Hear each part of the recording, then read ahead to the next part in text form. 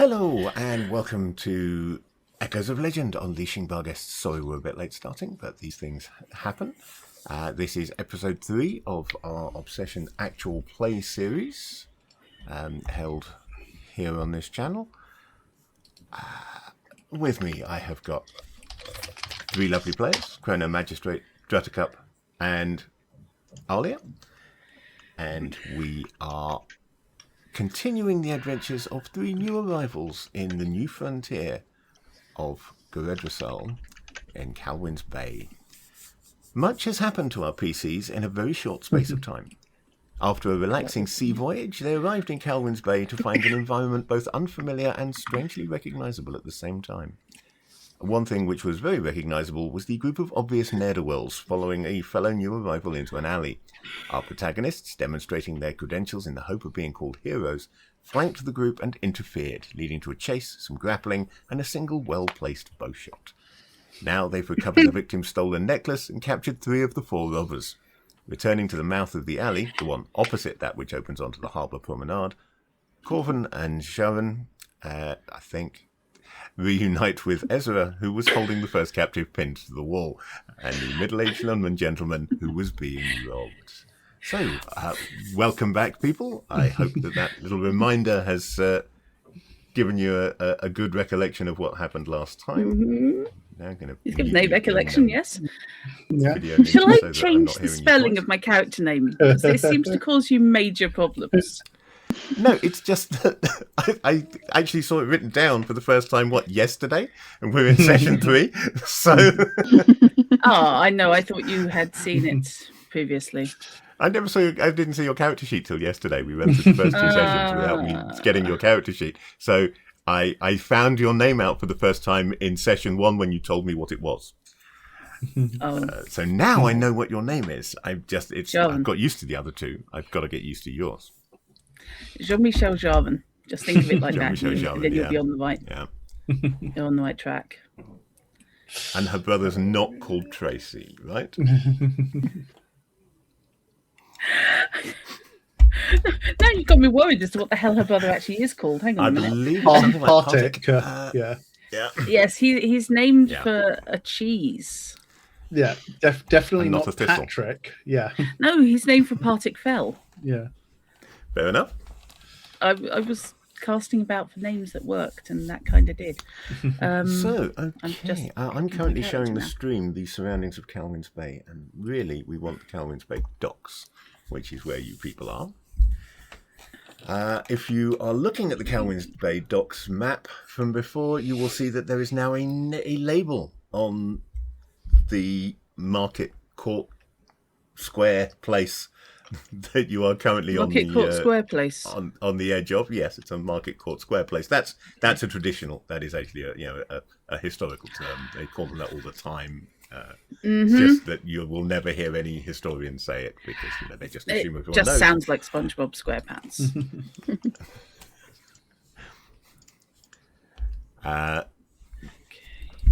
So yes, the situation is that Ezra has one of the ne'er-do-wells pinned to a wall with their foot. That's Ez's foot, not the ne'er-do-well's foot. And that very different look. Sharon and Kalwin are dragging the other 2, along with the recovered necklace, back to their prospective victim, a middle-aged Lundman gentleman who was clearly a new arrival in the bay, but not on the same boat as you. Mm-hmm. As you approach, he looks over. You caught them. I can hardly believe it. Did you get my pendant? You must let me thank you. No, you must let me reward you.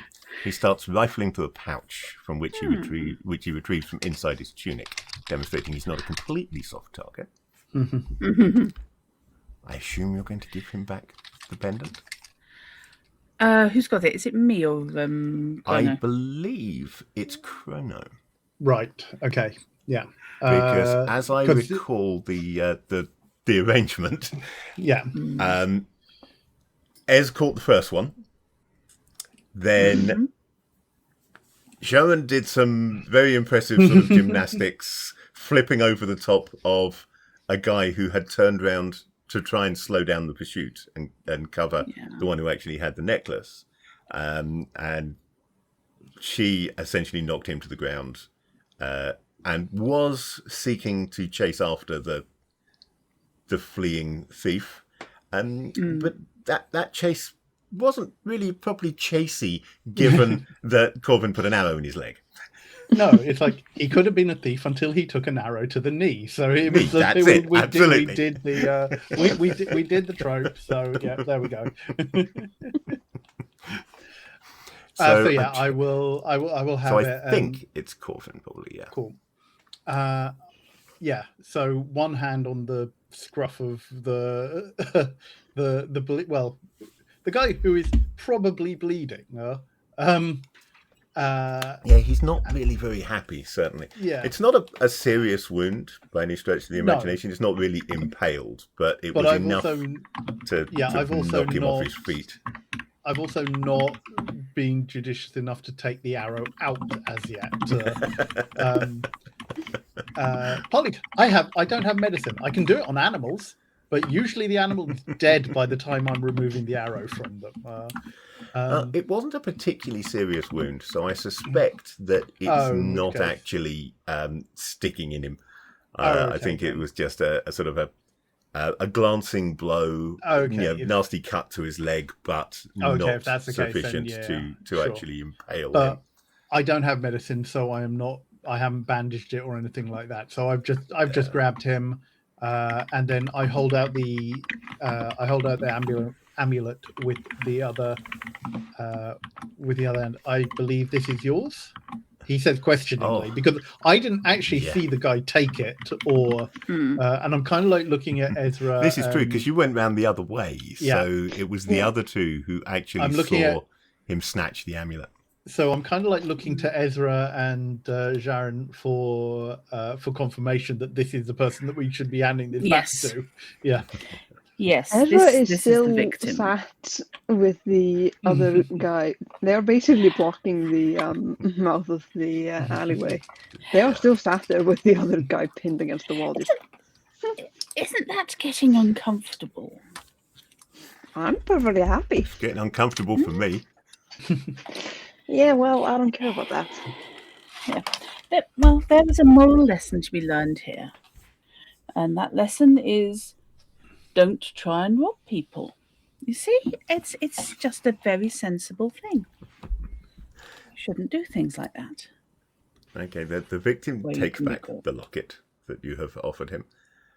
And he says, I could not bear to lose that locket.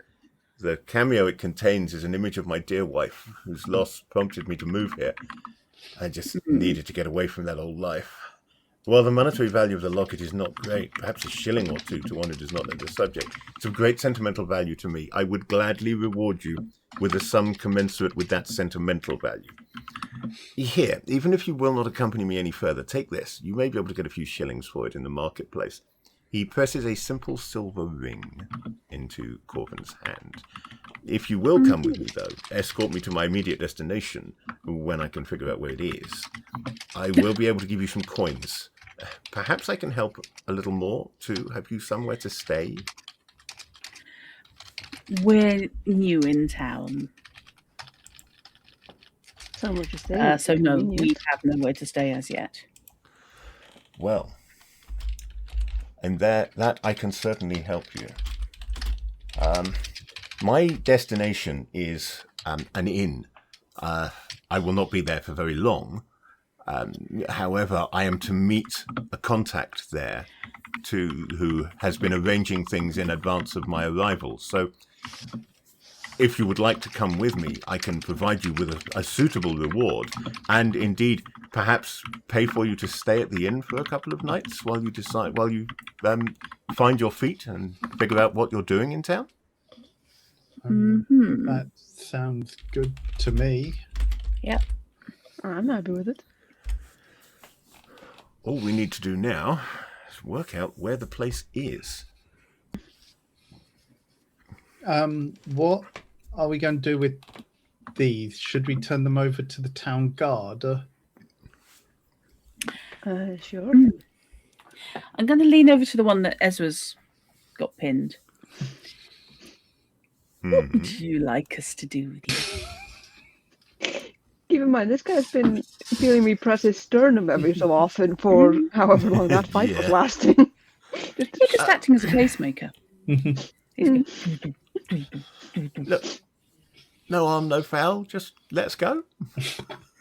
When you say no harm, no foul, do you often go out for runs and steal from people to give you that little incentive to run faster? From roughly behind you, Drat, which is where the guy would be, you do hear a quietly muttered, "No harm."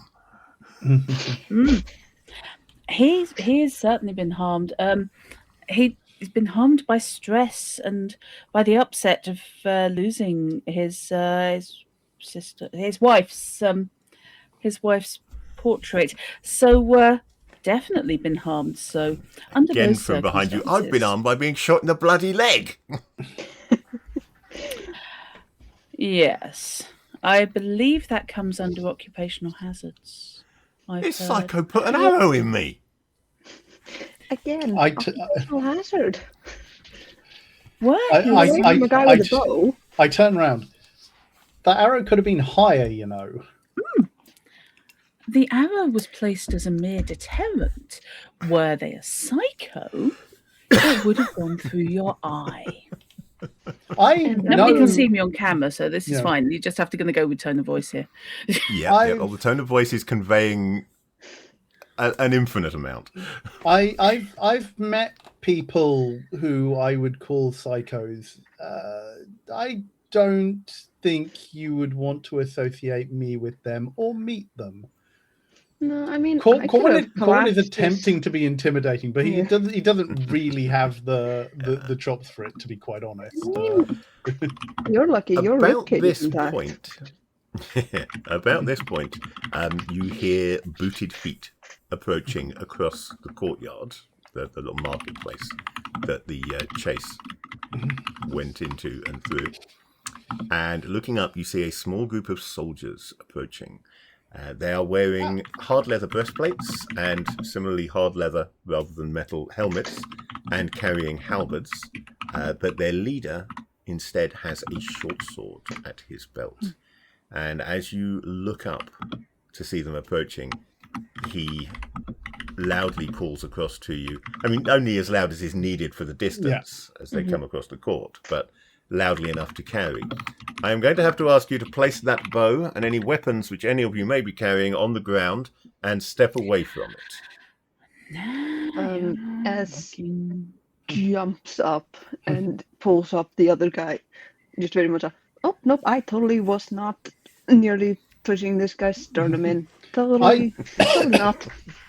Actually, I push the guy I'm holding.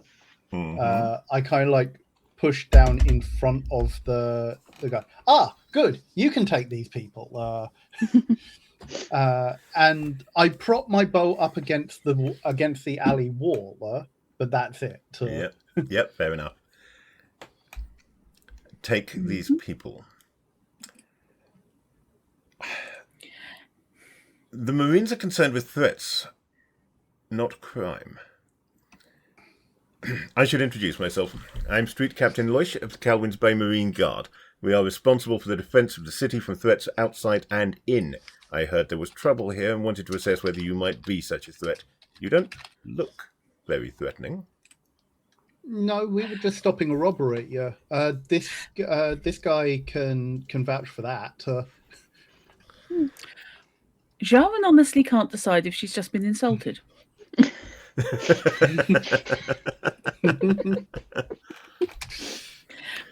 Well, as I say, the Marines aren't concerned with crime. How you deal with those who try to take advantage of you is not our concern, up to a point. Thievery is a crime, but so is murder. We have no interest in seeing the base citizens killing each other over petty squabbles. However, There doesn't seem to have been any major damage done here. Absolutely, Perhaps nobody's you'd like to dead. explain yourselves? A bit of a cut. Nasty bruise, I imagine. Minimal Chrono, damage. remind me of your character name. think- I'm trying to get my. I Kalwin. think it's reasonable to assume, without the need for any die rolling, that you can see the captain who is addressing you seems very keen to find out what's going on and doing his job. However, the half a dozen guards behind him look bored and perhaps even slightly resentful of being here.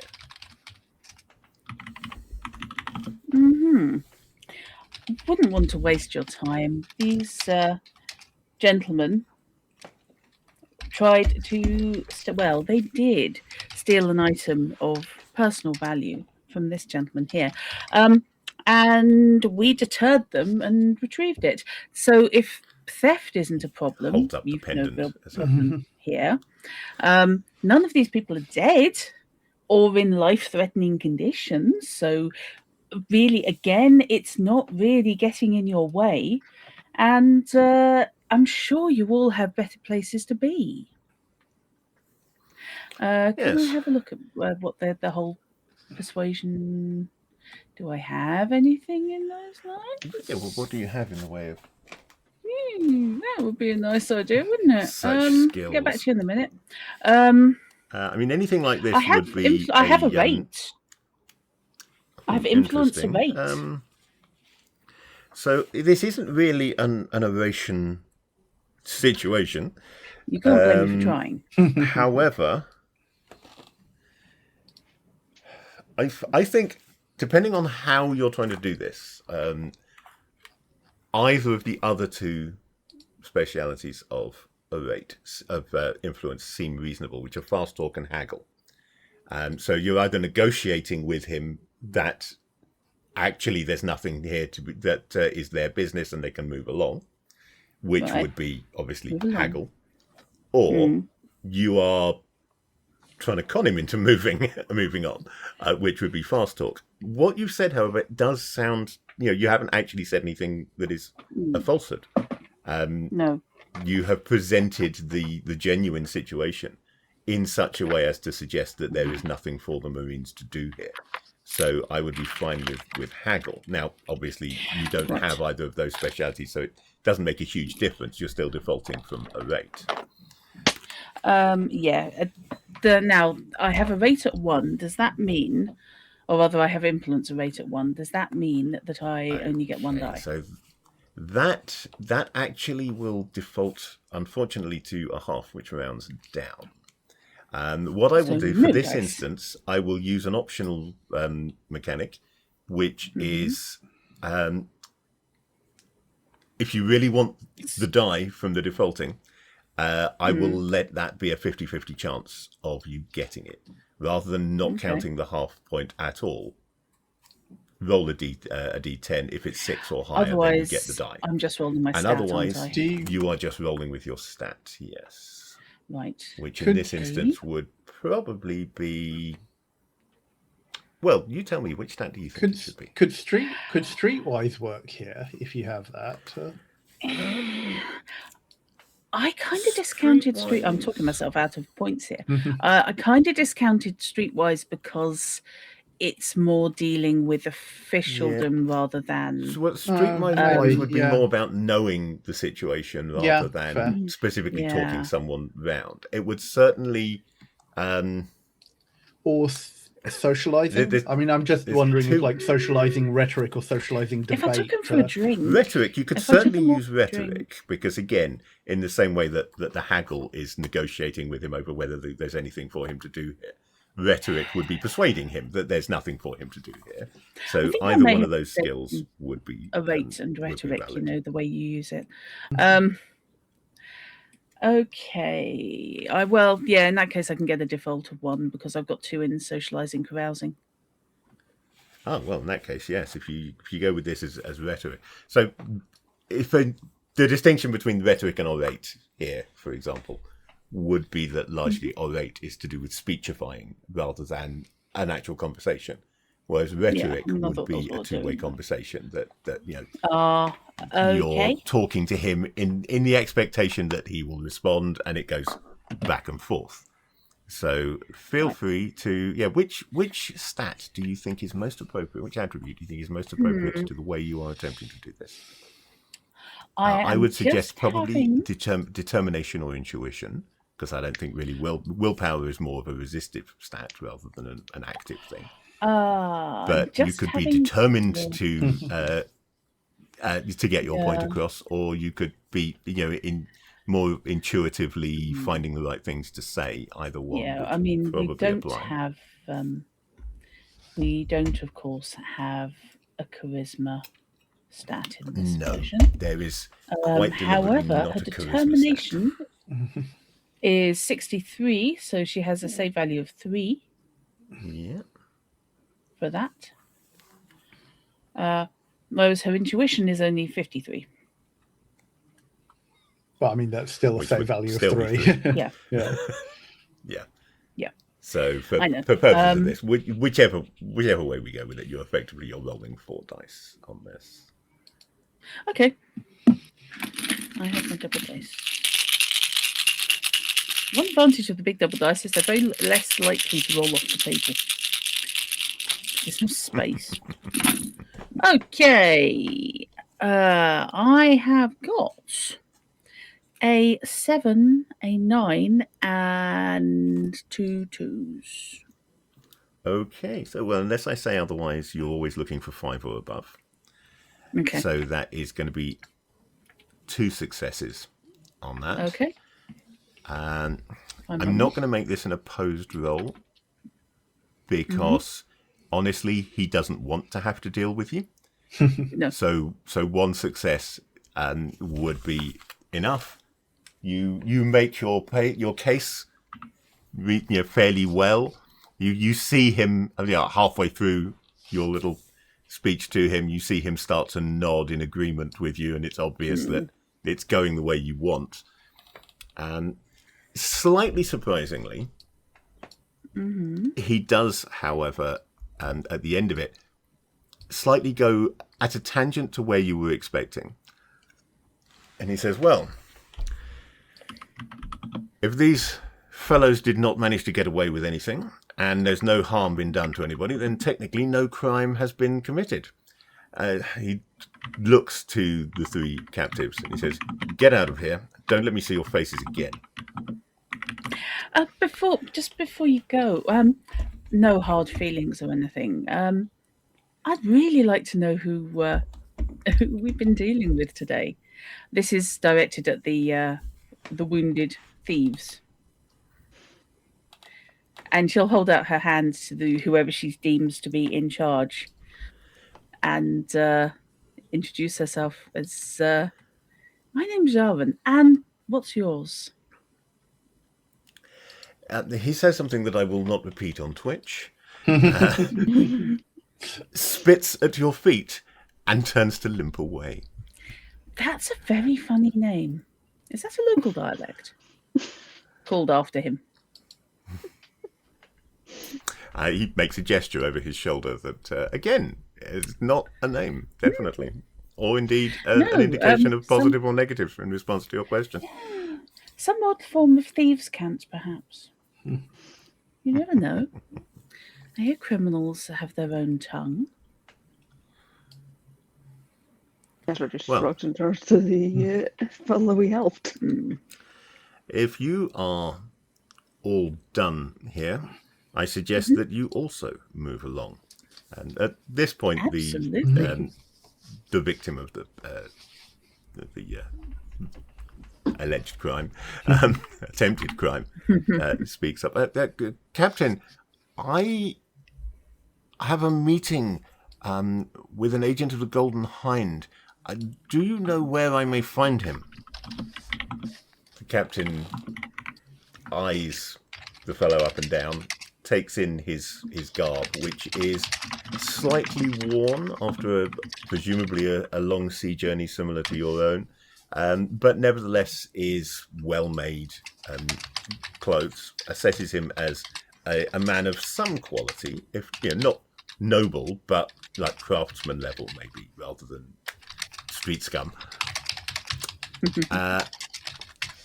And responds with some instructions telling him how to get to a place called Amden's Hall. Mm-hmm. The man thanks him and then turns to look at the three of you. But my friends, will you accompany me? Yes, certainly. Absolutely. Sure. At no point, by the way, did Jarwin actually surrender any knives or anything, but she doesn't have any obvious ones out. Yeah. Admit to having any. Yeah, no, Ezra does not admit to any of their weaponry. No, as I say, But they did sort of put their hands behind their back. They're very bandaged and clearly old bloodstains hiding on those bandages. Partick will have given up his bow, though, because, that's the kind of guy he is. Or put it on the ground. Yes, I say, I just put mine up against the wall. Yeah. And, but now he will retrieve his bow again. Yes. So the street captain pointed you north. So as you're coming out of the alley, I mean, two of you were facing in the other direction, but you'd have turned around to talk to the street captain. So it's to your right, heading north. There is a small street heading out of this courtyard to the north. The guards seem to have come from a street directly opposite, heading west. But he's directed you north up that street to the main road there, and told you to go east and take the second turn to the left. It's not a difficult set of instructions. Literally just that way, turn right, second left. Not difficult. So you can find your way without too much trouble. And turning up that second road, you see the road heads north between two stone buildings. There's a mix of wooden and stone buildings. A lot of even the wooden ones actually do have sort of some stone at the bottom, where they've got essentially not just foundations, but a small amount of stone at the bottom, and then either timber or wattle and daub or whatever above that. But these are two stone buildings, and as you turn up that road, you see a third stone building, not just past it, which has a sign hung outside of its door. The sign simply has a picture on it, no words, just a picture of a Kundaimer-style long hall. You would guess that that's probably the place. It's here on the map, should you be looking at the said map.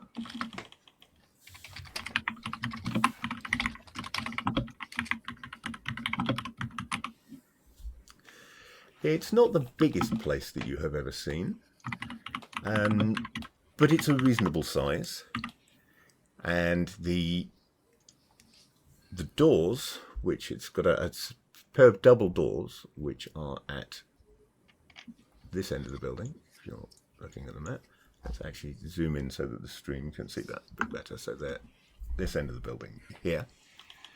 The double doors open into a single ground floor space, in which there are 3 round tables with chairs around them, and on the right-hand wall, which would be the south wall, a flight of stairs leading up.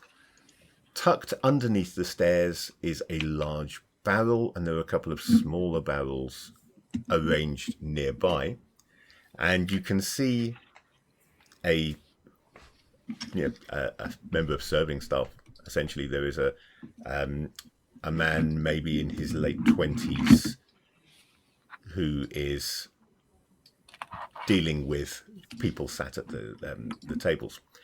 There is a fourth table which you can't initially see, but as you come in, it becomes obvious. It's up against the front wall in the southern end of the building, so sort of here, and that is a rectangular table rather than a round table. So there you see that there are a couple of quite well dressed gentlemen who appear to be just finishing up some sort of business. They have some papers laying out on the table in front of them. And as you walk in, one of them is applying a seal to one of these pieces of paper. Then they shake hands and one of them leaves.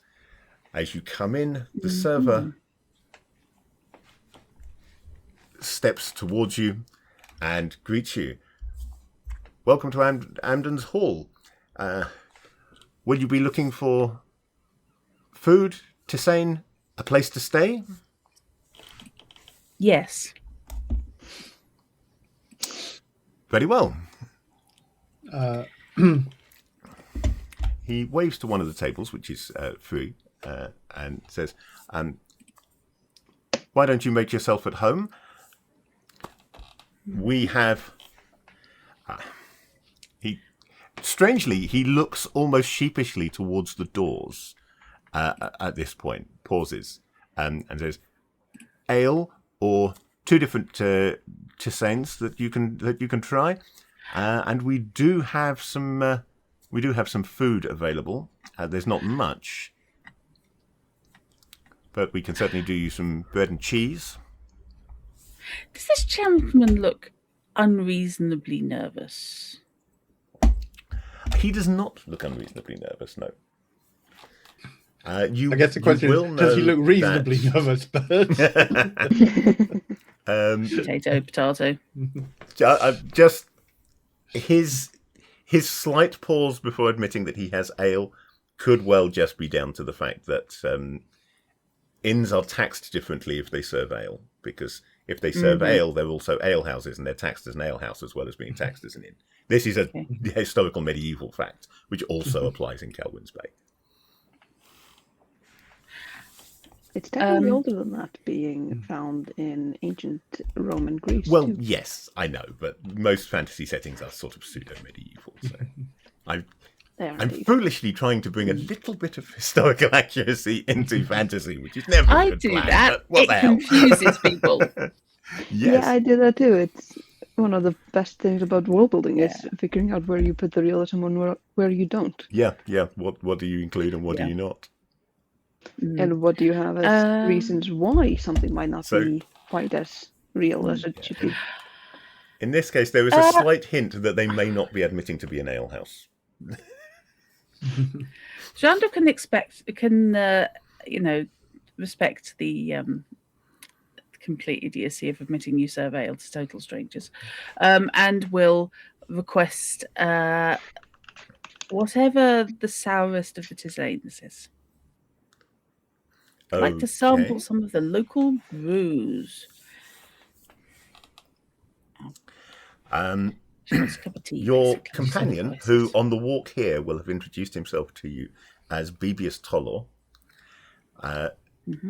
will sort of wave a purse of coins, clinking pouch in the direction of the server as you are giving your order to reassure him that you can actually pay for it. Well, he's got something in his coin purse that clinks. That's all he's proved. Well, this is true, yes. He's proved that he's carrying caltrops. I was just thinking you could have, washers or screws or something, or nails. He's proved he has metal of sufficiently small size to clink. Yeah. To be honest, washers or washers would probably be as valuable as the coins.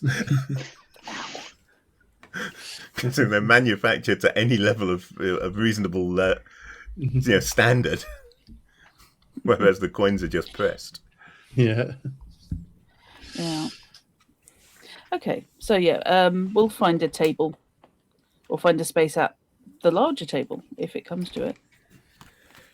Well, he did sort of wave in the direction of one of an empty table, one of the 3 round tables, Okay. an empty one.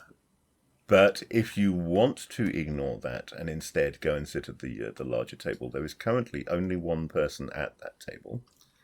Just of the 2 men there doing business, one of them, was leaving as you were coming in, but the other one is still there. I have a feeling Joan is going to go for the big table on the grounds that they want more space. Okay.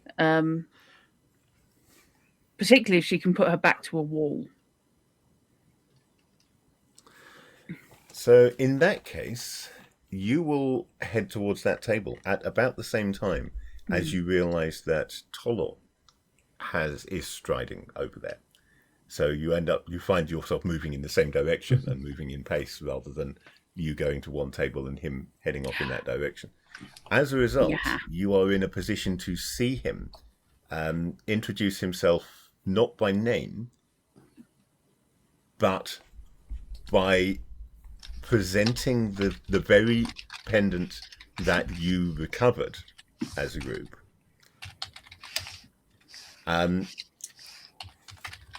And saying, I take it you are the agent of the Golden Hind.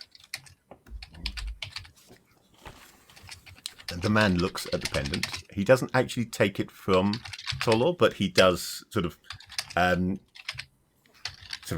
hold it in his hand, with Tolor still holding the end of the chain, the other end of the chain, and study it for a moment. Flicks it open. It is a locket. He flicks it open. Ah, Master Tolor, I've been expecting you. Do have a seat, and your companions. So the Golden Hind.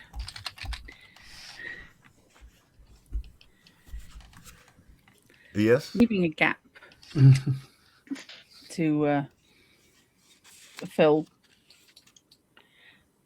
let them fill the space.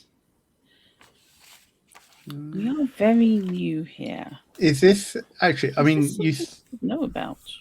Actually, is Kundheimer. He said it was a Kundheimer thing. Well, he said that. I said that the building was the sign on the building. In the side of was a building in a Kundheimer style. Okay. Yeah. Tolor himself is obviously Lunman, so it could well be a Lunman thing. And I will allow a straight skill roll on general knowledge. Yeah, I have education for anybody who has general knowledge. Yeah, okay. Just the skill dice, no stats. Okay, no stats. Okay, cool. How did I come out with no general knowledge? Your knowledge is all very specific. How do 10s work in this system? So the first time you roll a 10, that is a success, and it explodes, and you can roll it again. If it rolls another 10, it's just a success. No, the dice don't explode more than once. Okay, in which case that's 2 successes. Okay, so 1 success is enough to give you what the Golden Hind is, which is it is a banking house. It's an international banking house. And with a second success, you can get a little bit more information that it is quite a prestigious one, but very much a merchant house rather than a noble house. So most of the clients of the Golden Hind are merchants. So this exchange kind of makes sense in that context, because one of the things that a merchant banking house like the Golden Hind is used to doing is to taking people's money in one place and then giving them new money in another place to save them transporting coin.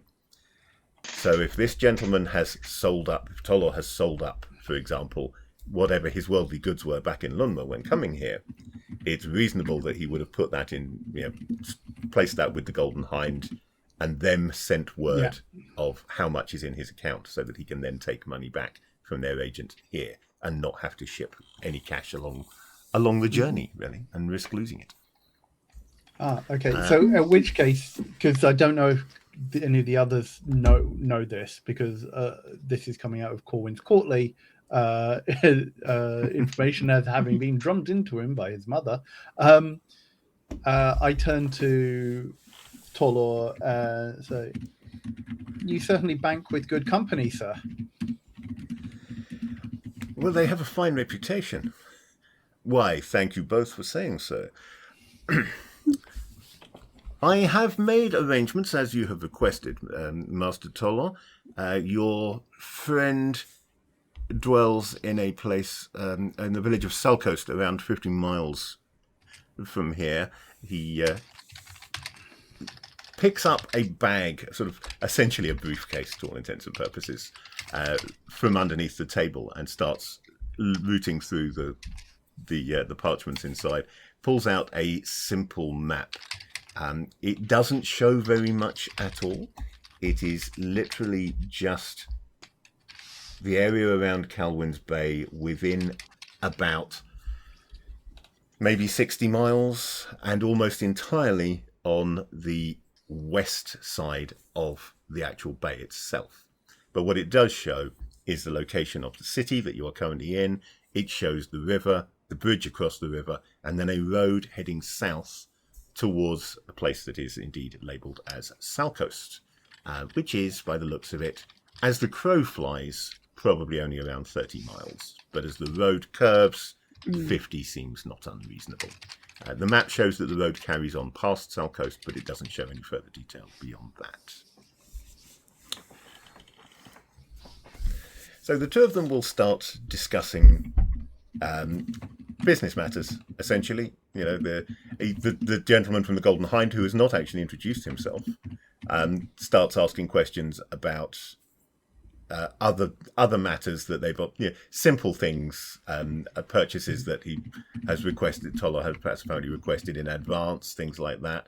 And at some point they will get round to a matter of, does he wish to withdraw some funds, to which Tolor will say yes, and ask for an amount which to any of you seems quite high, but clearly from the way they are talking about it, is not everything that he has banked with them, is just an amount to tide him over. But actually amounts to probably around 100 silvers, which by your standards is a reasonable amount of money. While this is happening, the server will return with a tray with some mugs of tisane. I've not gone as far as the historical accuracy of requiring you to bring your own cups. They do have them for you.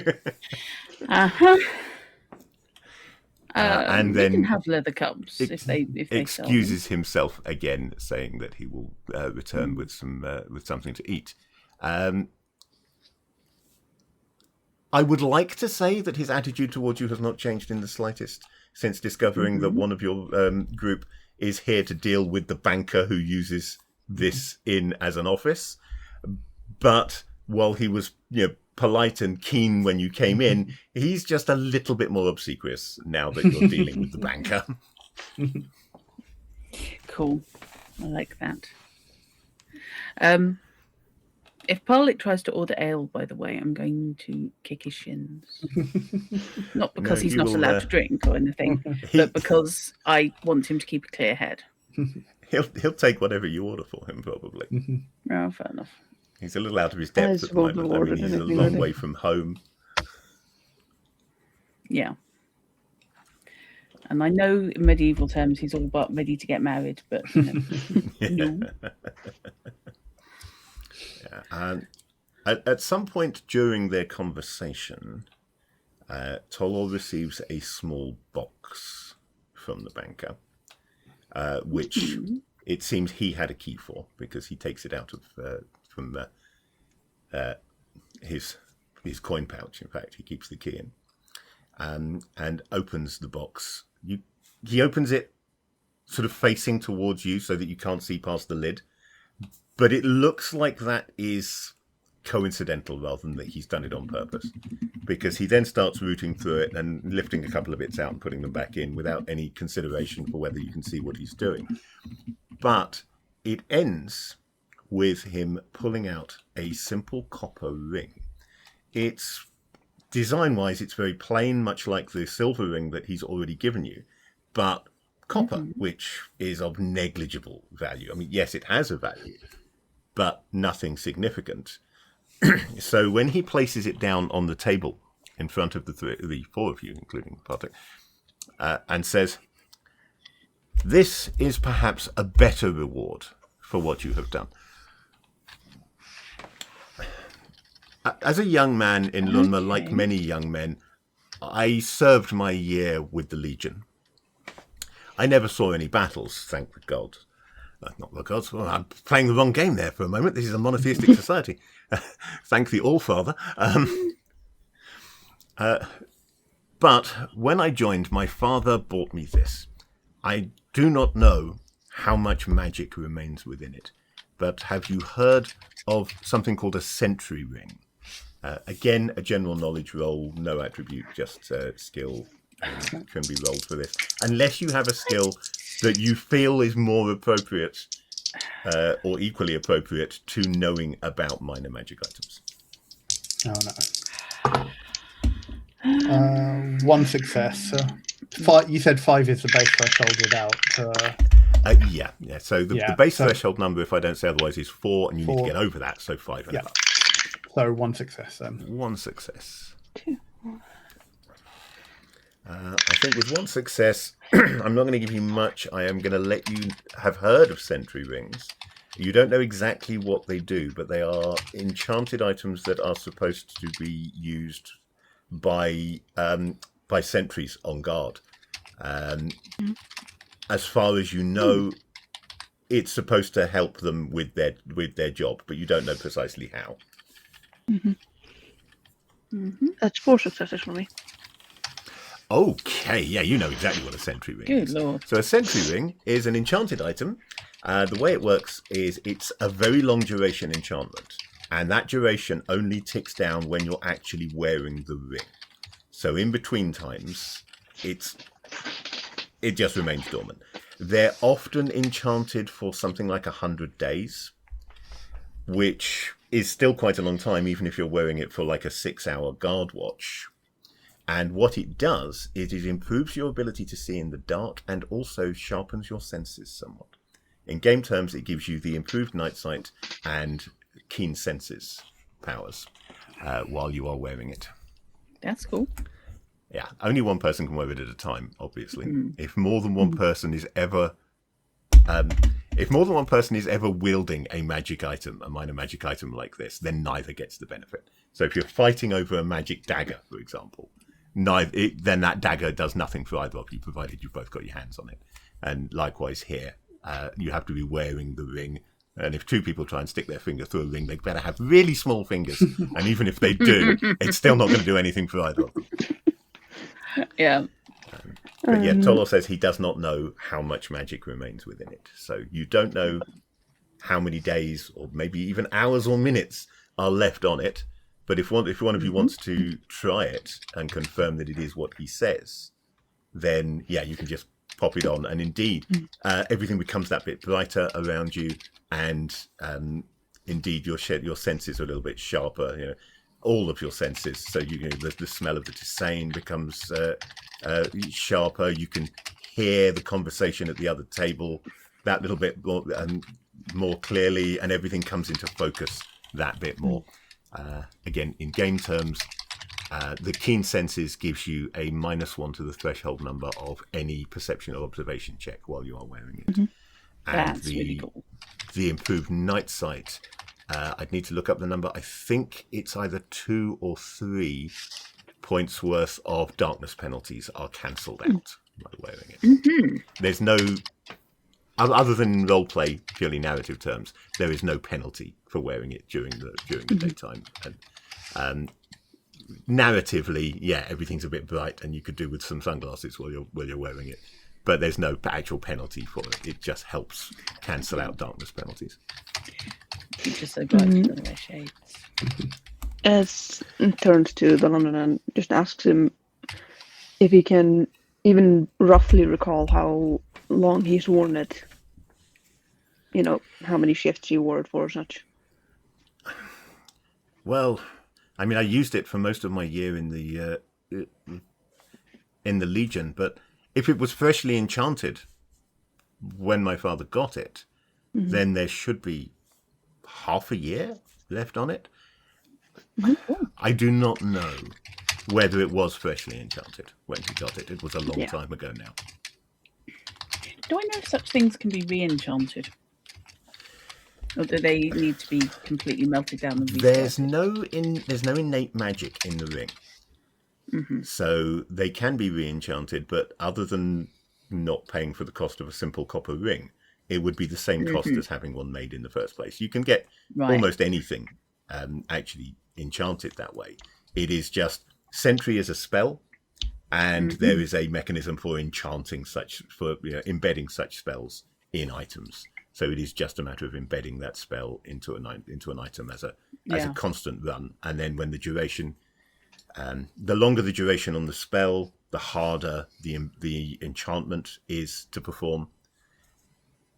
But it's usually done with a ritual that makes it a lot easier, but takes a long time, much longer than just casting the spell, because the duration on the enchantment has to match the duration of the spell.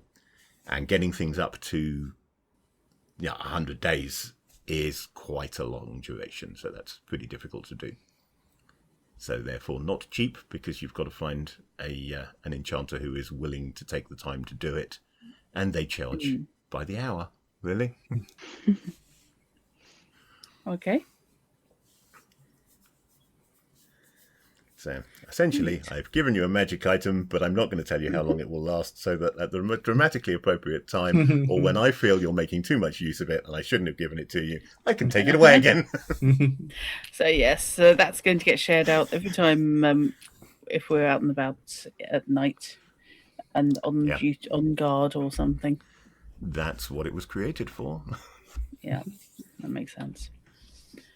It's night vision in a bottle, so to speak. Well, yeah. I mean, you can get night vision in a bottle. You could get potions of Sentry that you could take. They're much easier to make, obviously, because they only work for a very limited amount of time.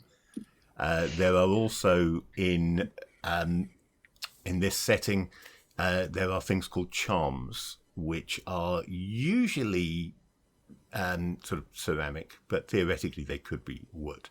And the way a charm works is they are enchanted in a similar manner, and the enchantment on that is set up so that it triggers when you break them. So normally what you have is like a small clay tube, and when you snap it, whatever enchantment was put on it will trigger and affect the person who snapped it, which is an alternative to drinking a potion that has much the same effect.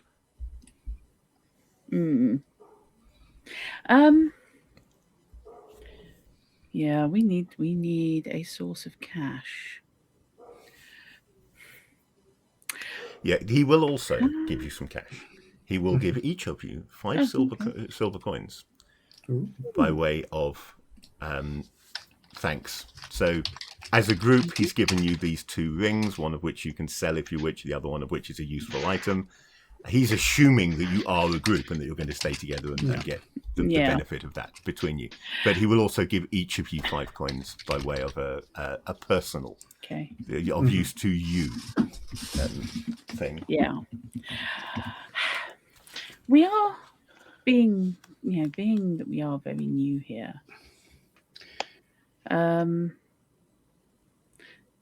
This guy came in on the same boat as us, didn't he?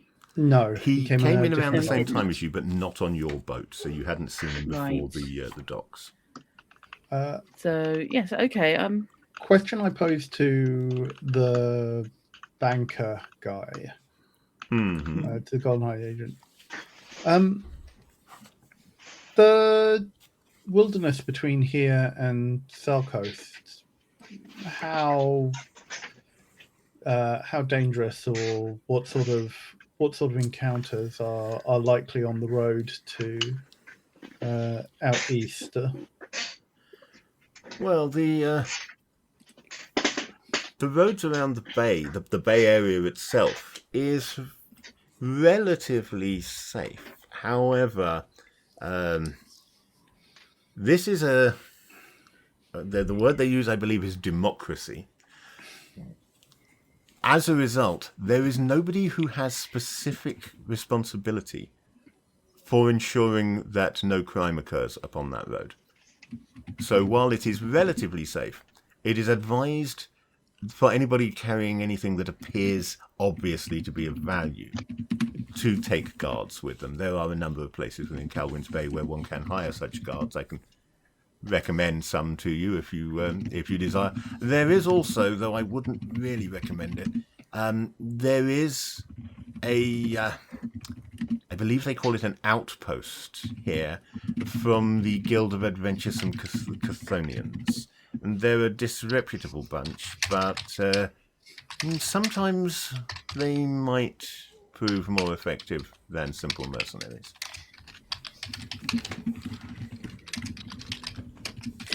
Okay.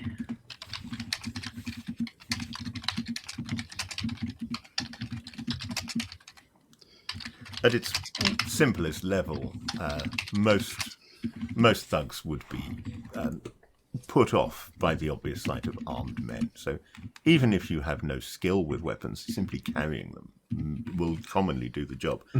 As for wild animals, this is a relatively domesticated area. A lot of farms.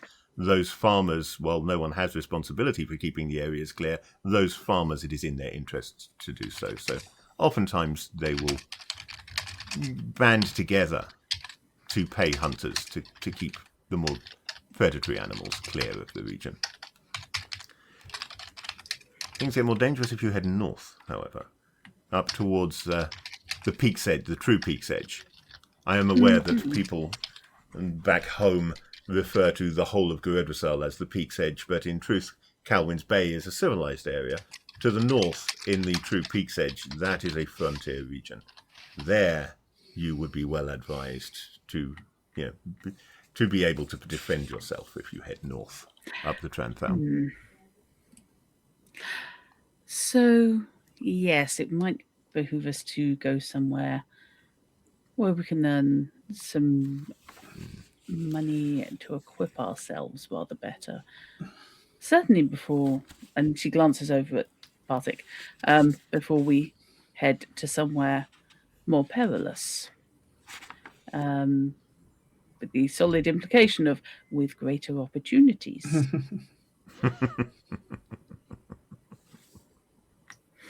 Besides, if it's a civilized area down here, she can't exactly set herself up as a pirate queen, can she? Well, I mean, this is where the water is, which is good for pirate queens. I know. But on the other hand, there is a river. Yeah. He did say that it gets more dangerous if you head north up the Tranthal. So maybe a river pirate. Yeah, river piracy is always an option. Of the Great Saskatchewan. And there's a limit to how badly you can sink. I mean, you say that, but you're at least more likely to be close to the coast. To be able to swim out of danger. Yeah. I mean, Kalwin, I guess. He turns to Bebius. Master Toller, are you intending to head east to Salcoast to see this friend of yours? It was actually west to Salcoast. Oh, west. Okay. No worries. That was probably my mistake. So you don't have navigation then? Indeed. My reason for coming here is a friend of mine from the Legion set himself up with a farm in the area. Unlike me, he stayed for longer than the year. I served only for a year to get some experience, and then I went into business after I left. My friend, I have a name for my friend. My friend Ammius, he served 10 years in the Legion and bought himself a farm with his retirement pay. Then, after some few years of that, he decided that there was more money to be made in the new frontier, sold his farm in Lunma, and sailed over here. We've kept in touch by letter over the years, and after the death of my wife, when I was at a loss, he suggested that I come here stay with him for a while and see what opportunities there are in Kalwin's Bay. So yes, it is my intention to head to South Coast. I do not know whether any of you is looking for that sort of labour, but it's entirely possible. Ammius may have opportunities for farmhands or other labour. If you wish to accompany me, I can put in a good word for you. Oh, I mean, Ezra briefly grimaces before schooling their face. Sharon's not twitching, but her eye is definitely considering it. I was wondering if, let's just say you have seen what we can do. Whether you would care to hire us to accompany you to the along the road to. He looks you over with a slightly more appraising eye than he has done previously. He's just been reacting to events and what you've done. Yeah. Now he's looking at you, and the way he's looking at you, you can see that yes, this man probably was in business rather than working for somebody else before coming over here, because his look is distinctly appraising, and you can't help but notice that it lingers on Corvin's and Partik's bows. If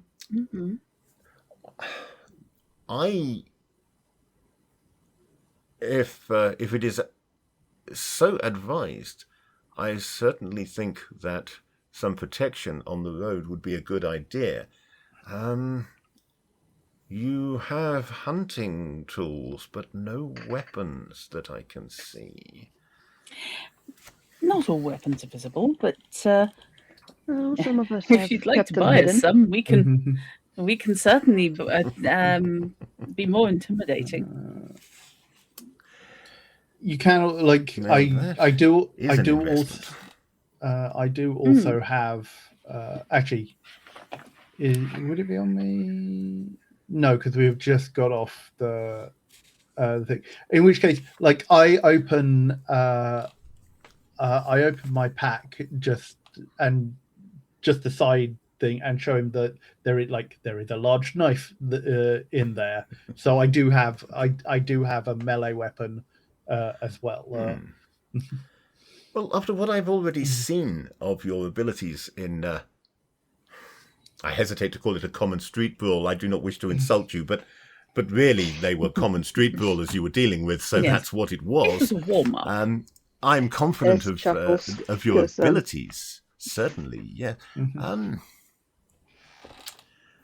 Now, I need to remind myself of how much would be a reasonable amount to pay for such a thing. Oh, that's always fun. Yes. I mean, the coinage that he's given you so far is fairly petty. It's about, he's given each of you about the same amount that he is going to have spent on drinks and food for you all here. Yeah. Okay. But he has also said that he'll put you up in the inn for a couple of nights, and that's worth that's likely to be probably a couple of silvers per night in addition that he will be paying out for that. Unless he's mean and puts you in the common room, in which case that's just far less. 0.1 of a silver coin. Unfortunately, when I wrote the price lists, I was keeping them generic, and I priced everything in silver coins and not using the actual currency of Cathona, which I now can't remember. Embarrassing, because it's my setting. But I think it was silver pennies and golden crowns and things like that. But I no, silver shillings. That's it. There are silver pennies, but they're tiny coins, and then silver shillings and golden crowns. Right. As I recall it. But I've also actually got notes on currencies in different places as well. But they're in a different book that I don't currently have open in front of me. However, So the shillings are what we've been given, yeah? you have been given 5 silver shillings, unless I find 5 silver. Yes, silver shillings. Pretty certain a silver coin is a silver shilling. I am going to have to look that up. Fortunately, I do have Keep open, and it will be in there. I just need to find the stuff on Cathona in there. Right, Cathona. Right, I say it'll be in there, but I could be wrong.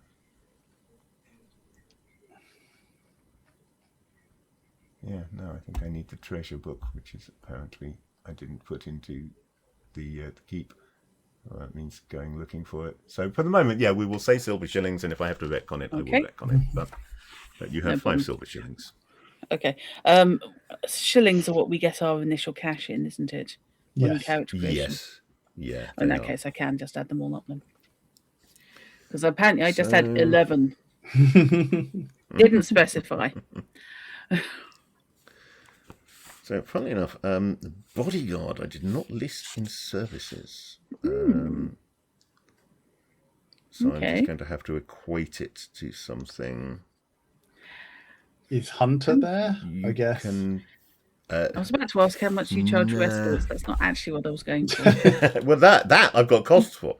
How much? Okay, how much do you charge that for? Because it's somebody who has an interest in the person of the person you're defending. This is true. It depends on whether you're dealing with a prostitute or a courtesan. Courtesans are far more expensive, of course. I think at this point we're probably more dealing with the dancehall girls with a heart of gold. Yes, so your dancehall girl with a heart of gold runs from 2 silver pennies to 2 silver shillings for their attention for a while. Yes, whereas the courtesan runs from 12 silver shillings to 60 silver shillings and possibly above. But that price is per week in expected gifts. Yeah. How about 2 shillings a day? Would that be ridiculous? 2 silver. I was just thinking somewhere around 2 shillings a day. Depending on the circumstances, it would either probably be around 2 shillings a day or possibly 1 shilling a day plus expenses, for want of a better term. So if he's feeding you and paying for lodgings and things like that, then probably only a shilling a day. But you're not having to pay out anything. If you are paying out for yourself, then maybe 2 shillings a day. Yeah. How about a shilling a day plus expenses? Or expenses incorporated. And a danger money bonus every day, every time we have to actually engage in combat on his behalf. Okay. Trying to make me a haggle. Consider the shilling a day a retainer. It's a non-call fee. Fair enough. Let's go with a haggle roll on that.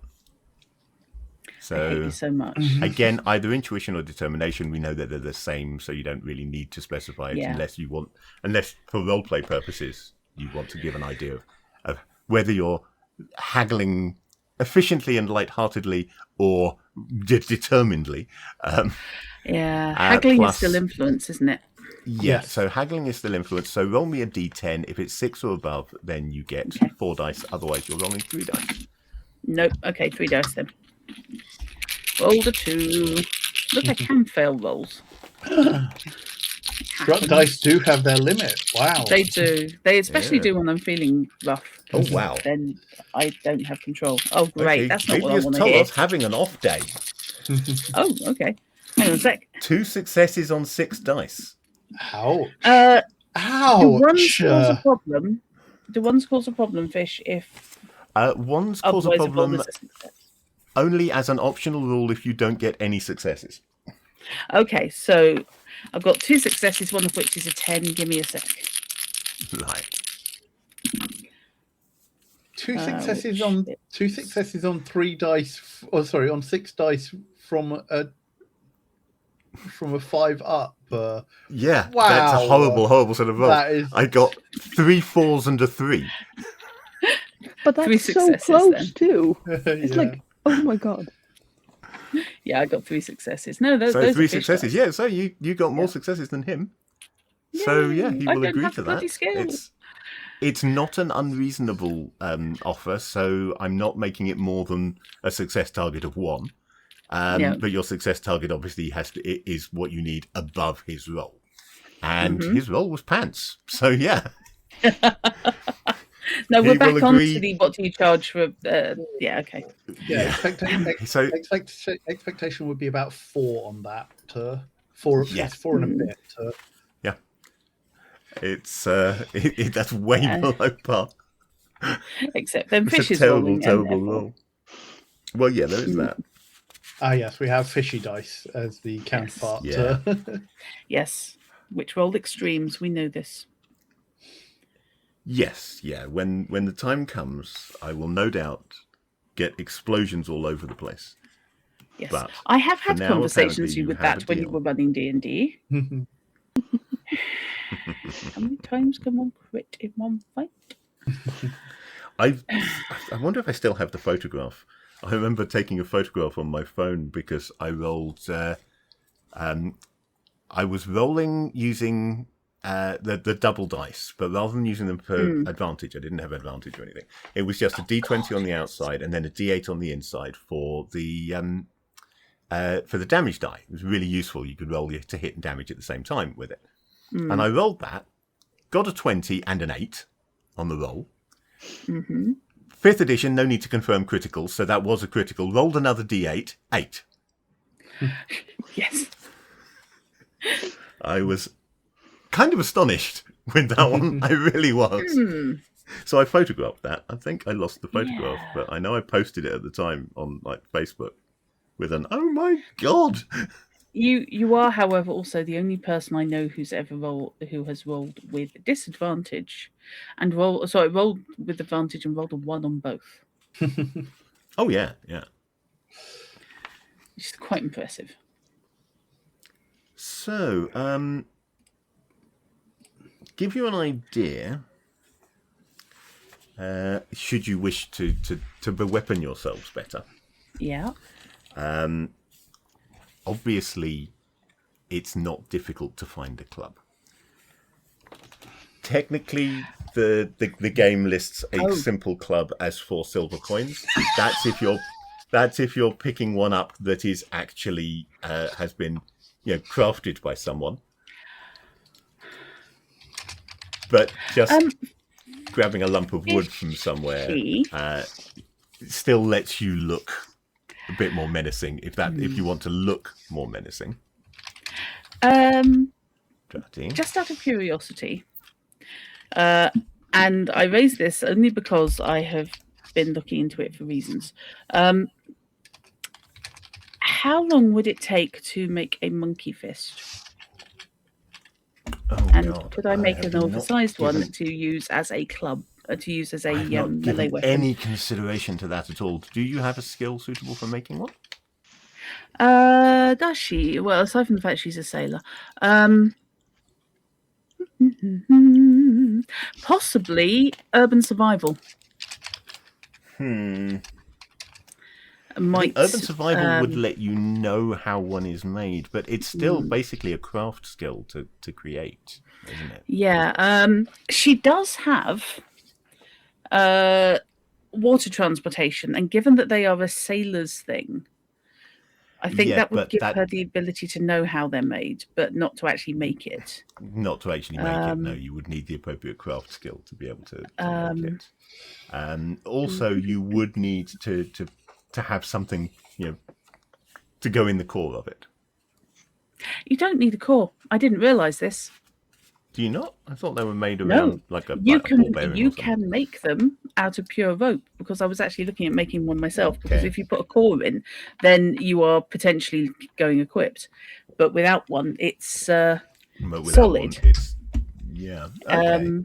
And they are lighter. Without a core, they float.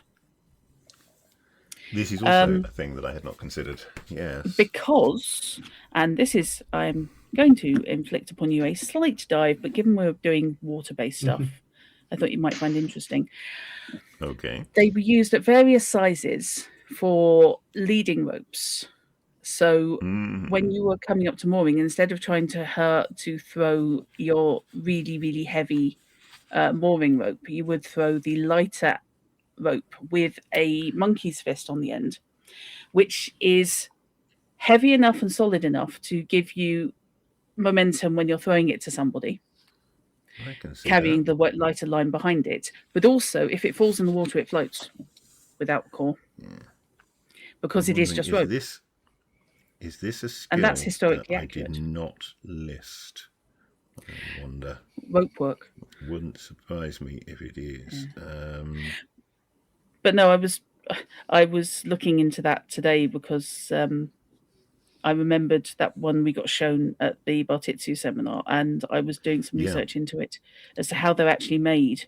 And, you do get idiots trying to do the, it'll be street legal if I put a leg core in the middle. No, it bloody won't. No, it won't. By definition, That comes under. No. But if push comes to shove, it gives you a solid object to put inside your fist or to act as a flail.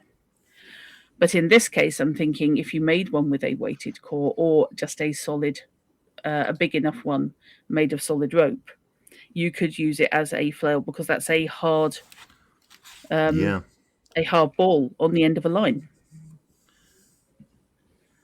Yeah, so there were a lot of craft skills that I basically don't have in the list. Sorry. Because I didn't think of them when drawing the list up. Linda bugging up the play test. No, not at all. One of the things with a generic system like Obsession is that you can't cover all the possible skills for all the possible settings and so forth. So I came up with... GURPS tried, yeah. But even GURPS started with a fairly small skill list, and it just gradually, over the course of 4 editions, kept adding more and more skills with each of the genre books. And then with 3rd edition, of course, they finally brought out a compiled list that hadn't existed before that. And you had a whole book just full of skills and advantages and things. And they followed that format with 4th. Yeah. So it would be... I'm just thinking in terms of we could do with less lethal options. Yeah. I think certainly a rope work skill of some kind would be in order. And of course, if you did one on a light line as well, you could actually use one in lieu of a grappling hook for doing things like up on pole, climbing a pole or climbing trees. One of the things that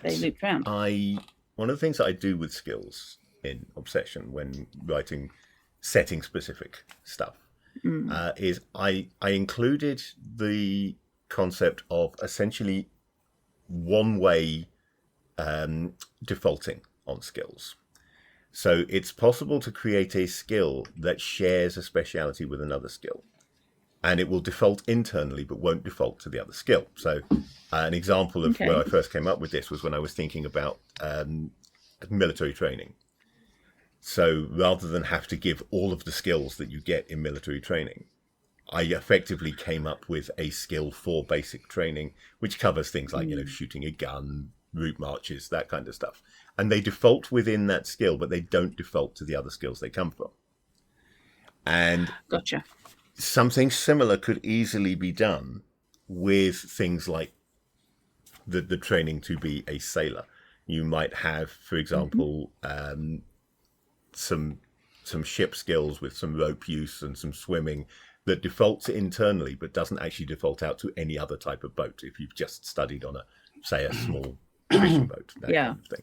So these kind of skills can be added into a setting, and theoretically they can be added during character creation if you say, if you can justify it and say, I have a skill that does this, for example. But obviously we didn't do that when or effectively you create your own skill group under a profession basis, like profession sailor has X, Y, Z as its combined skills, and you have access to that. And it's a profession sailor skill a way of getting a slightly broader range of capability, but very focused on those specific things. You don't get the other things that they might otherwise lean onto. So for example, you might do it with a cop, and that policeman might learn to shoot a pistol, but that doesn't give any any defaults to any other type of similar firearms, because it's just their service weapons, really, like light pistol or medium pistol. Anyway, we don't have the skills for this in place at the moment, and I don't have the stats for such a thing. But remind me to look into how it would stat up between sessions, because you're in the right place to get hold of one.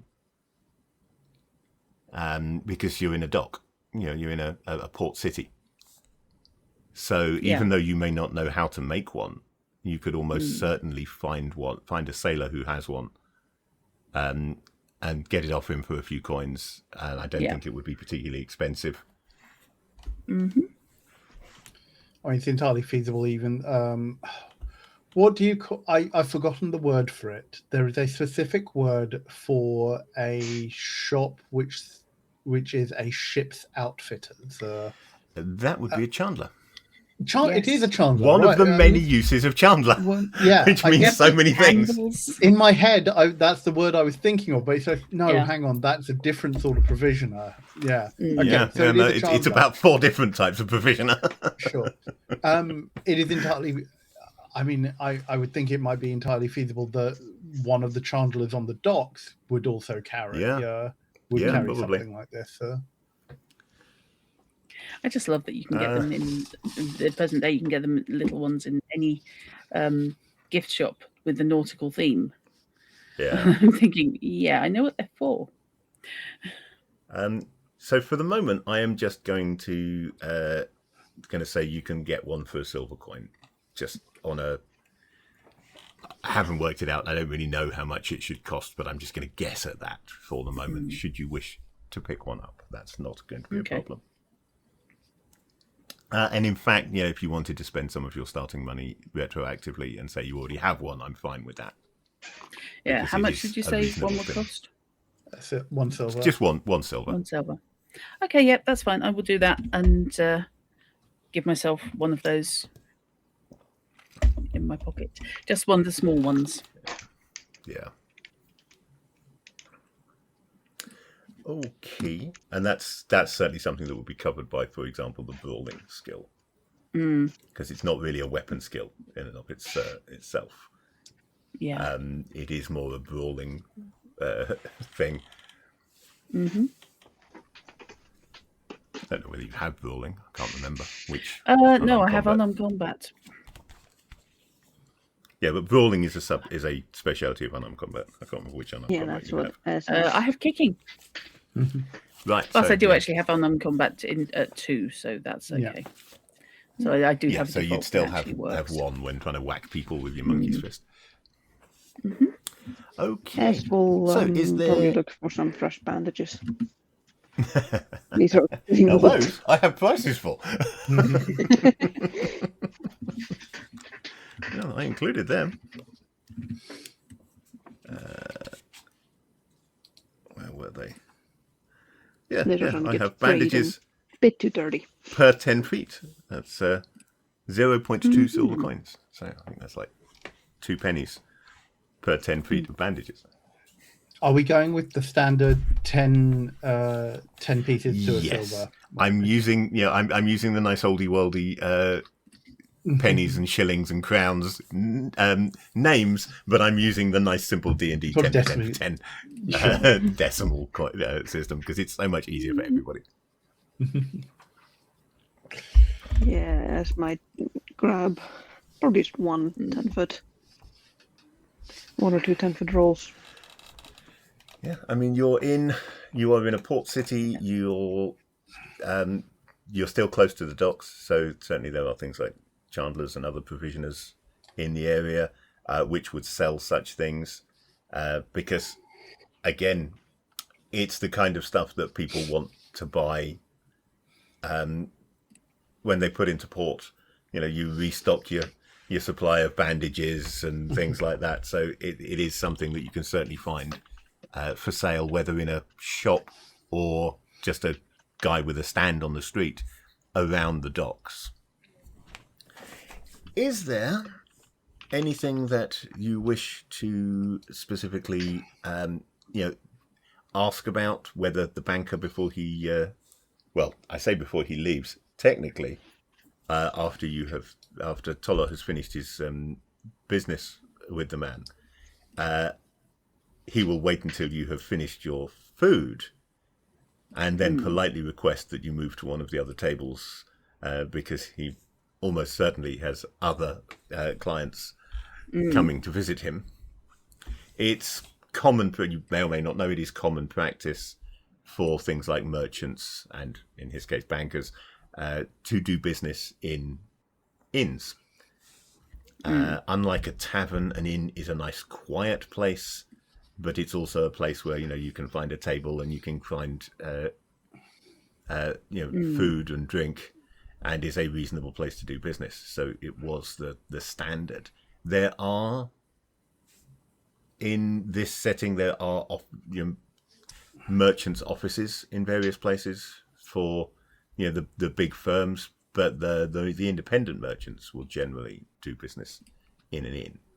And this guy being a banker, obviously he's not got a lockbox full of coins with him. He has got the money stored elsewhere, probably with a jeweler, in fact, who they are paying to use his secure premises to store things. But the bank itself is not a building, it is just an entity. So if there's anything that you want to ask him or Tolor, then feel free to do so. Otherwise, you've got the night, at least one night, if not more than one night, paid for here, depending on how quickly Tolor wants to be leaving for Selcoast. And if there's anything else that you want to investigate or go and buy or what have you around Kalwin's Bay, if you just want to look around the city, then let me know. Sure. I mean, on the assumption that he has accepted that the haggle worked. Yep, the haggle worked. Yeah. So you're getting a silver a day plus potential danger money and some minor expenses. So he will buy food for the journey, things like that. Okay. In which case, then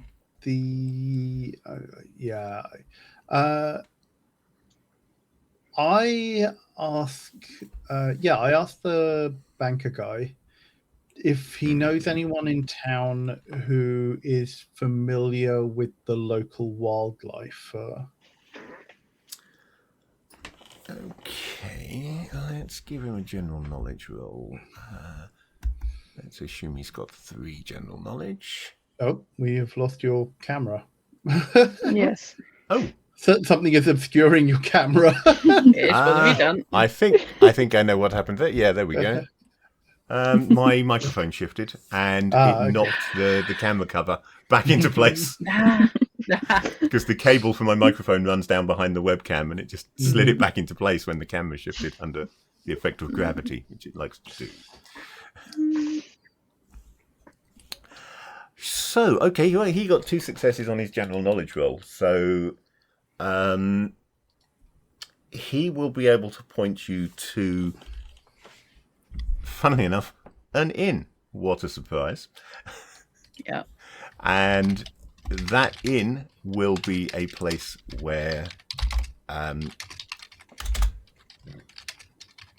hunters and the like tend to congregate when they're in town. So he can't guarantee that there'll be anybody actually in the city at the moment, but he can point you at a place where you can commonly find them if they are. And if not, then he says that the innkeeper there might have a better idea of when someone's likely to be around or where they are if they're not here. And we will call that in, since we're making it up.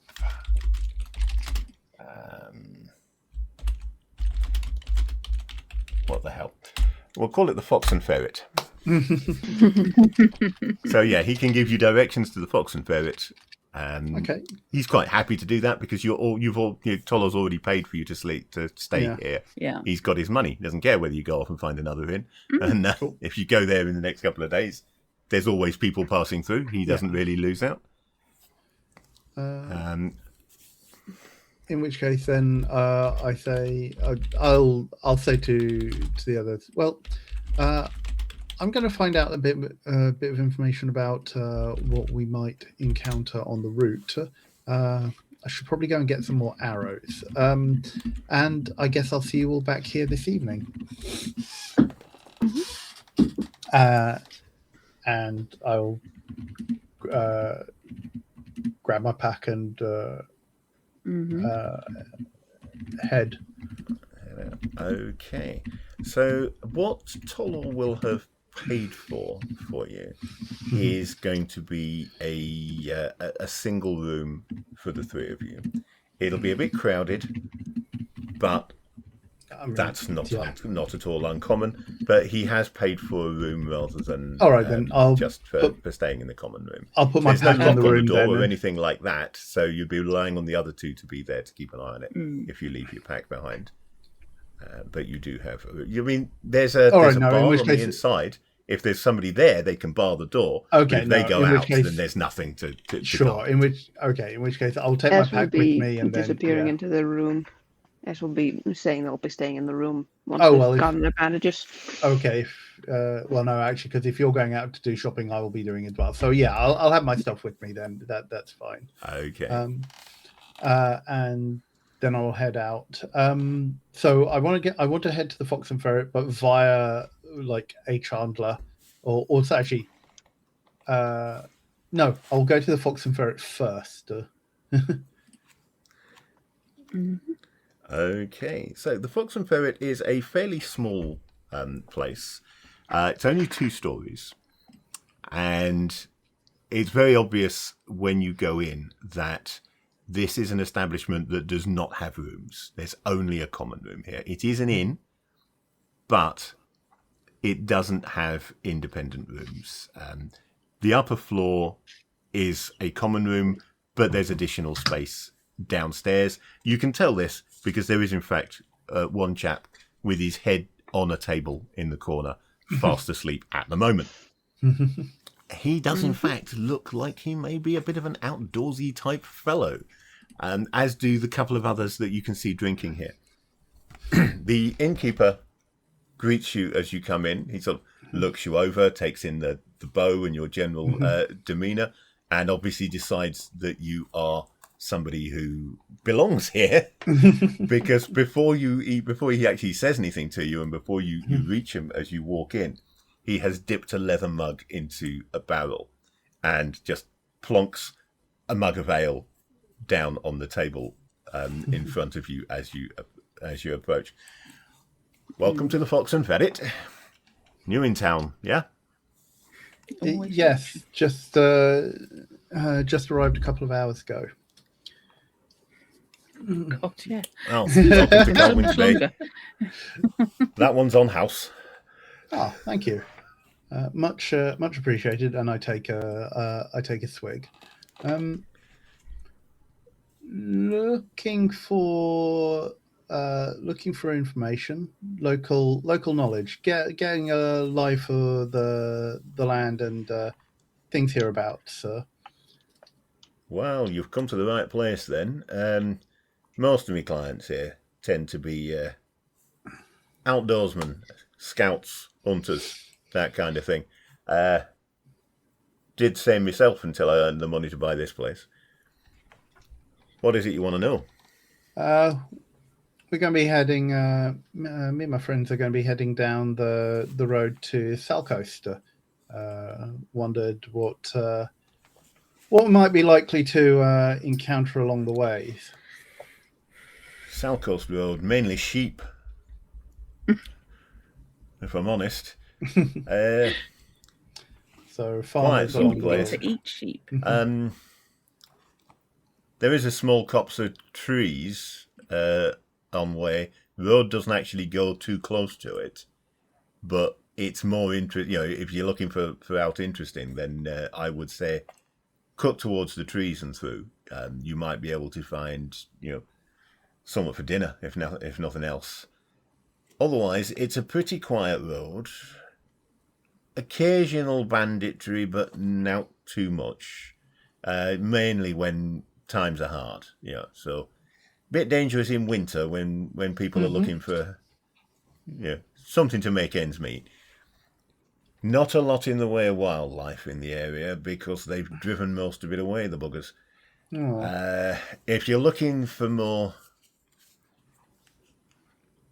profitable journeys, I'd recommend going east rather than down South Coast Way.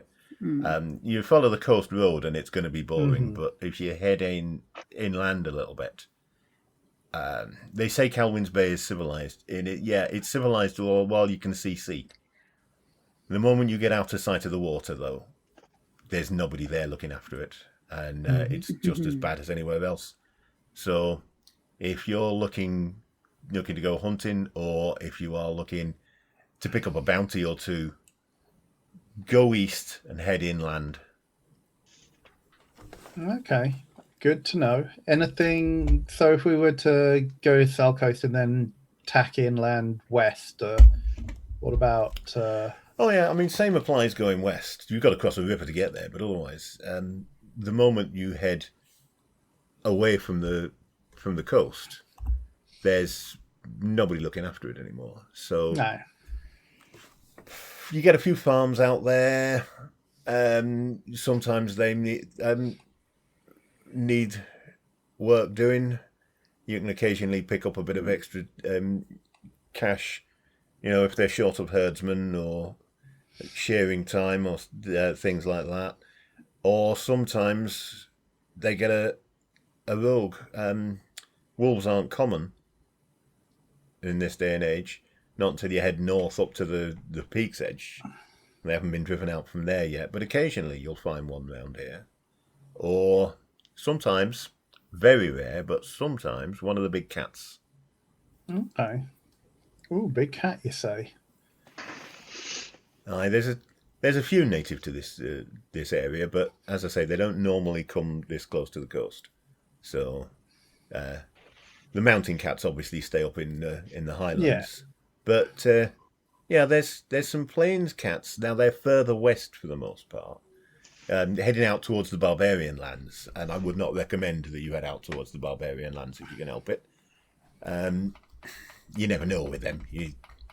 They don't think the way we do, But there's some plains cats out that way, and sometimes one of them will drift this far away. I guess if times are lean or such. Times are lean, or they have a sort of they have a pride mentality set up. So there's usually just like one male in charge. And sometimes if one of them's driven out by a younger male, or if a younger male tries and doesn't get away with it, then they'll move out of the range. And if they do that, they might come this way. So that's mostly what you get, is either youngsters looking to form a pride of their own, or the old cats that have been driven out. So which would you say, east or west, for better hunting opportunities? Honestly, I'd say north. But if you want to stay around Kalwin's Bay, then east, purely because there's more trees to the east, or more within a short distance. You've got woods day or two from Kalwin's Bay, whereas you're looking at more like 3 or 4 days to find woods if you're going southwest. And west, it's plains for the most part. So a lot of things can see you coming too much on the plains. Good to know. Well, we got a job down in South Coast, so that's good to know. Any? If you've got a job there, then you're sorted, aren't you? You're getting money either way. It's just whether you can make any on the way back. Yeah, that's the question. Anybody set up any hunting lodges in the area? Aye, there are some. Now, it's not as formal as like a guild or something, but the local hunters tend to be a bit of a close-knit bunch. So you'd be wanting to get in with them rather than go straight for the lodges. Some of the local merchants, they like to relax with a bow in their hand or a spear in their off time. I know there's a lodge out east that specifically handles boar hunts. If you're only good with a spear, then there's that. But as I say, they're mainly they just let merchants get out there and feel like they're doing something while there's some bugger there to make sure they don't get killed. The others are mostly private lodges, but yeah, some of the farmers might have a lodge. We don't have nobility in Kalwin's Bay as such. Most of the New Frontier works on the principle you're a noble if you say you are, and no one can say otherwise. So the more you go north, the more you're likely to run into people who've taken a title to themselves. Round here, though, it tends to be that they're more interested in the money than the title. So it's usually the merchants that are likely to have a private lodge.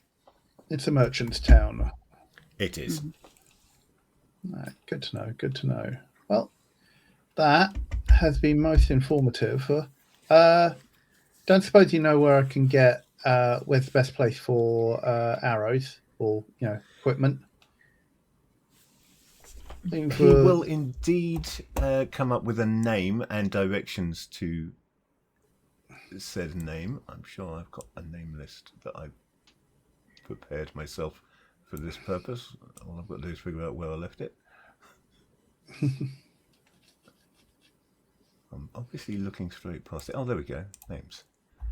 Yeah, he will come up with the name Kashate, who is a bowyer and fletcher that operates near here and give you directions just a couple of streets away, and claims that he is, he's reliable and does good work for a reasonable price. Cool. In which case, then I down the rest of the drink. I hold out my hand to him. Kalwin, probably going to be in and around for a while. Maish, good to meet you here. Yeah. And I guess I leave. What did you say? So it's silver. So it's coins into shillings or pennies into shillings. Is it? For the moment, we'll just stick with talking about silver coins until I confirm for myself what they are. Cool. So, well, I want to do like so. I mean, how much would an ale be here? That would be 0.1 of a silver coin. Cool. All right then. In which case, I slip him coins to the value of 0.5 of a silver coin. Oh, I say, yeah. Just mostly as thanks for his information and to basically buy goodwill. Well, that does exactly that. For the chat and for the future. And I tip. I tip my cap and head out. Going to come back anytime and good luck. Cheers.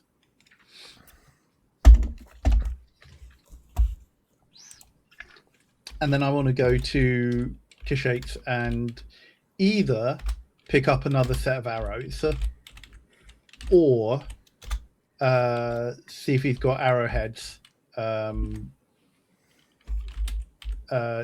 Just arrowheads basically, and I will then I will fletch my own arrows during the journey. Okay, so I need to make a guess on arrowheads because I didn't think to make a note of those, but I am going to say. I mean, if a bundle of arrows is statted there and it's relatively cheap, cheap, then it. Yeah. So I've got it down at 3 silver coins for 20 arrows. I'm going to say half that for the arrowheads. So 1.5 coins if you just want arrowheads. I'll just the full 20, then we can work it up to a smaller amount. I'll take a set of 20 arrowheads then, and I will fletch my own. Fletch my own arrows. Because I can pick up wood as we're going along, basically. Yeah. Cool. So that's basically 2 coins down. Yeah. So cool. What about Ez and Sharon? what are you two doing? Anything interesting? I mean, I know you're going to find a monkey's paw. But anything else? Yeah. Well, no, I've done it retrospectively, so I've done that before. Okay, so you're not going to find a monkey's paw then. Yeah. No. However, I think she's going to go somewhere to buy some thin rope. She wants to make a combat one. You're going to reverse engineer it. Gonna size it up. Yeah, work out how it's made. So, surprise, surprise, rope in my price list is by 50-foot lengths. But yeah, we can work out a price for less than that. How much rope do you think you need? Hang on a minute. Twice as long as half its length. Wait. Yeah. Hang on a moment. This will confuse it. When in doubt, Google. Okay. You're looking about 1.5 meters for one of the little ones. So 5 feet. Mm-hmm. So 5 feet for a small one. I am going to charge you 0.1 of a silver coin for that. For light rope in that kind of short, like an offcut, essentially. So that would make a small one. That's like one of the little 2-inch jobs, inch or 2-inch jobs. Mm-hmm. Yeah, honestly, if you want to make a slightly larger one, it's not going to cost you any more. You're at a point where this is not an amount that they would normally sell the rope in. This is very much, this is offcuts and bits that are left over. So it's likely to be, well, yeah, give me a penny and it's yours for anything up to a reasonable kind of length there. Okay, what she's going to do then is she will drop a couple of pennies for one that's about the length for a small one, and a length or so that's big enough for maybe 1, 2, or 3 times the size. Okay. And also that means I get to break a silver and have some pennies. Yeah, that does indeed. Okay, that's cool. Yeah, no worries. Sorry, I apologise for causing you problems here. Since it keeps coming up, I'm opening the damn treasures book so that I can find these confirm for myself, double check these coins.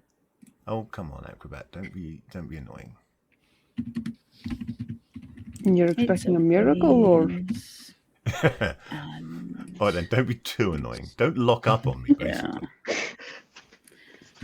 That's a different matter. Yeah. I mean, Acrobat was fucking teleporting on my desktop when I had it installed. Yeah. It would jump across to the left side, even though I told it to be on the right. Okay. There's a tell. Right. There we go. So we have got.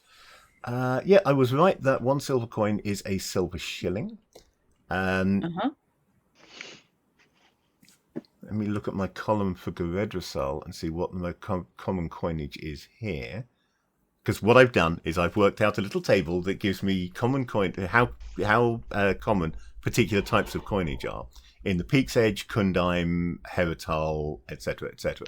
So in the Peak's Edge, silver pennies are actually slightly uncommon. It's more commonly a bronze penny that's for 0.1 of a shilling. The silver shilling is common. Also common in as much as the people who deal in those numbers use them, rather than that you actually see them a lot. A silver trade piece is common. A trade piece is worth 100 shillings. Uncommon, so but not bronze pennies then. Not rare, just uncommon. Bronze pennies would be the most likely thing that you would get in change for a silver shilling. Yeah. Uncommon doesn't mean that you won't find them. It's just that they're not as common, obviously, as common ones. Just trying to remind myself whether V was very common or very uncommon. I think V was very uncommon. Where's my key? I know I have a key. I must have written a key. Yeah. Okay. C for going. Yeah.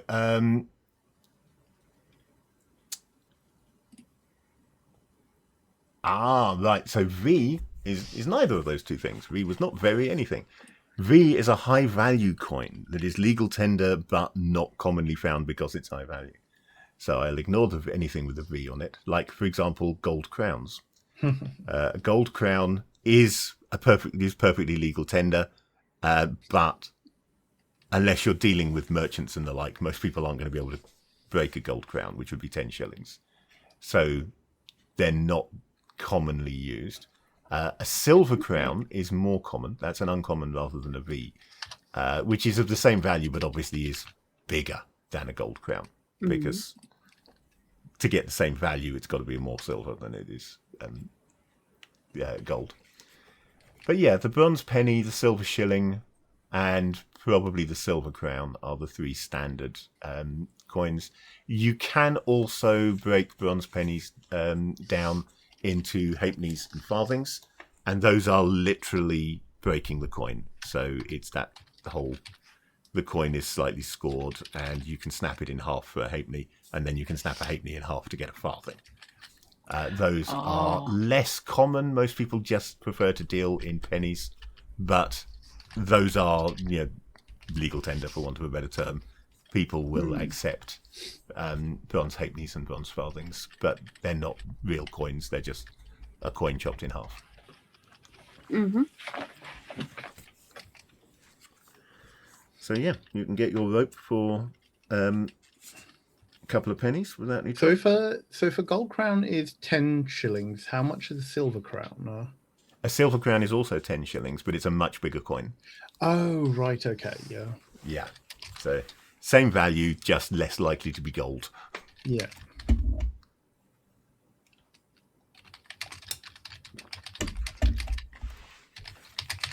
Back in Kundheim, the gold crown was standard, was common, and it was less common to find a silver crown. But over here, there's just not that much gold floating around. Or security for gold. Yeah.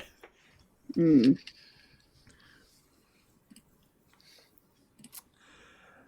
Okay.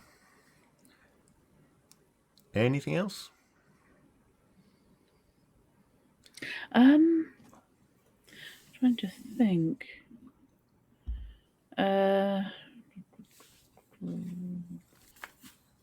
Nothing's leaping to mind. No.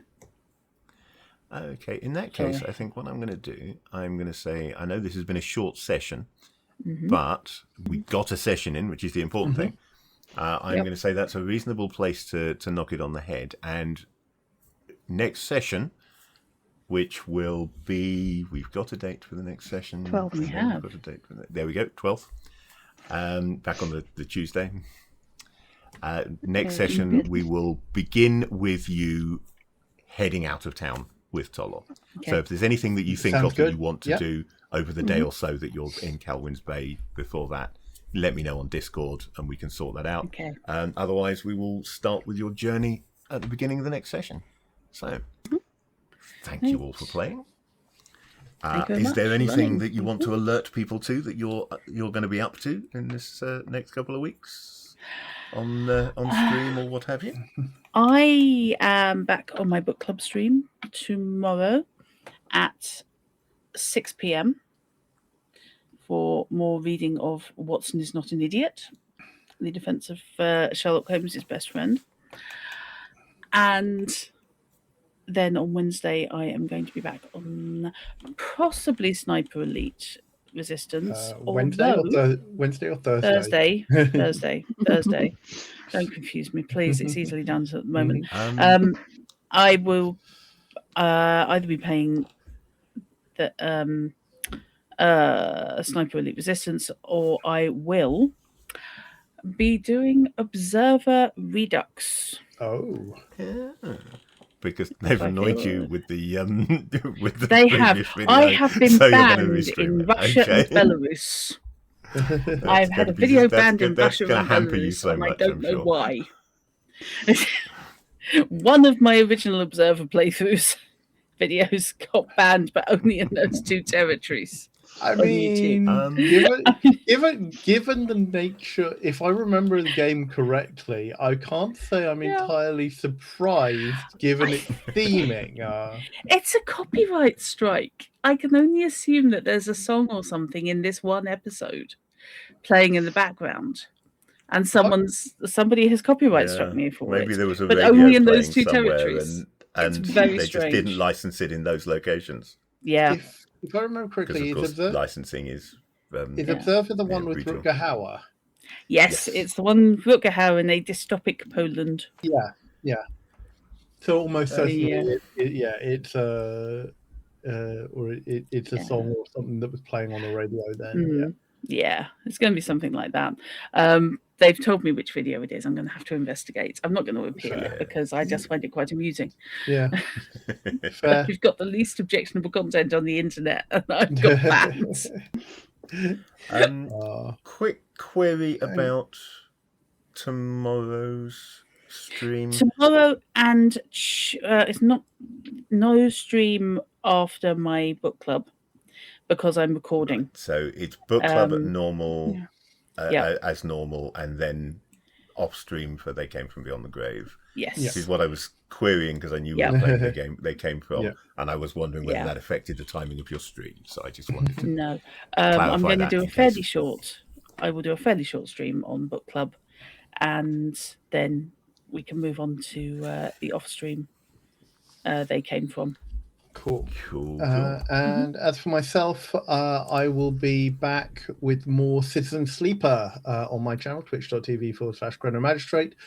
Definitely on Wednesday at 5 p.m. BST. I'm going to look to get in another stream somewhere. I don't know exactly where yet. It might be Tuesday afternoon at 4. It might be Thursday afternoon at 4. I'm not entirely sure.